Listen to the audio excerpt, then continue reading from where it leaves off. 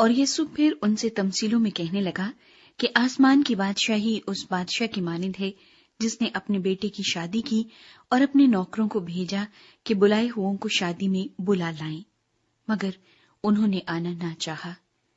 پھر اس نے اور نوکروں کو یہ کہہ کر بھیجا کہ بلائے ہوئوں سے کہو کہ دیکھو میں نے ضیافت تیار کر لی ہے، میرے بیل اور موٹے موٹے جانور ذبح ہو چکے ہیں اور سب کچھ تیار ہے، شادی میں آؤ۔ مگر وہ بے پرواہی کر کے چل دیے، کوئی اپنے کھیت کو، کوئی اپنی سوداگری کو، اور باقیوں نے اس کے نوکروں کو پکڑ کر بے عزت کیا اور مار ڈالا۔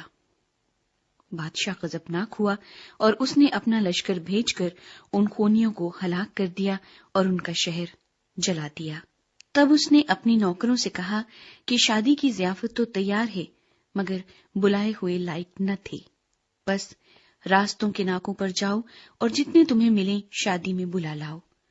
اور وہ نوکر باہر راستوں پر جا کر جو انہیں ملے، کیا برے کیا بھلے، سب کو جمع کر کے لائے، اور شادی کی محفل مہمانوں سے بھر گئی۔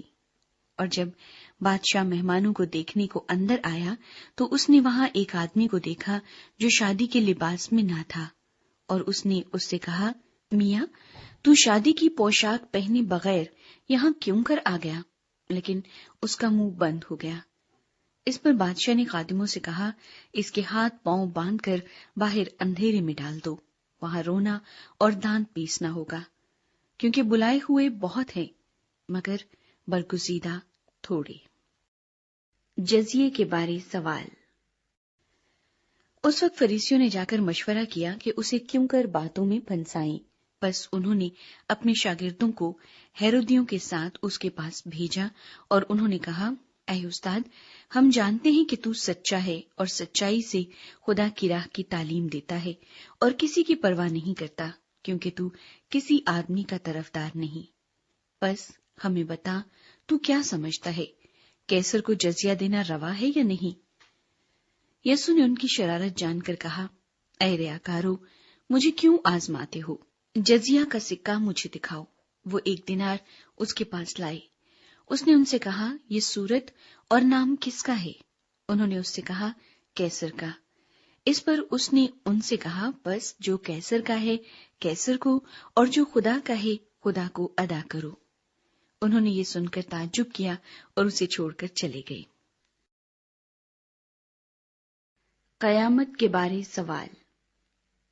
اسی دن صدوقی جو کہتے ہیں کہ قیامت نہیں ہوگی، اس کے پاس آئے اور اس سے یہ سوال کیا کہ اے استاد، موسیٰ نے کہا تھا کہ اگر کوئی بے اولاد مر جائے تو اس کا بھائی اس کی بیوی سے بیاہ کر لے اور اپنے بھائی کے لیے نسل پیدا کرے۔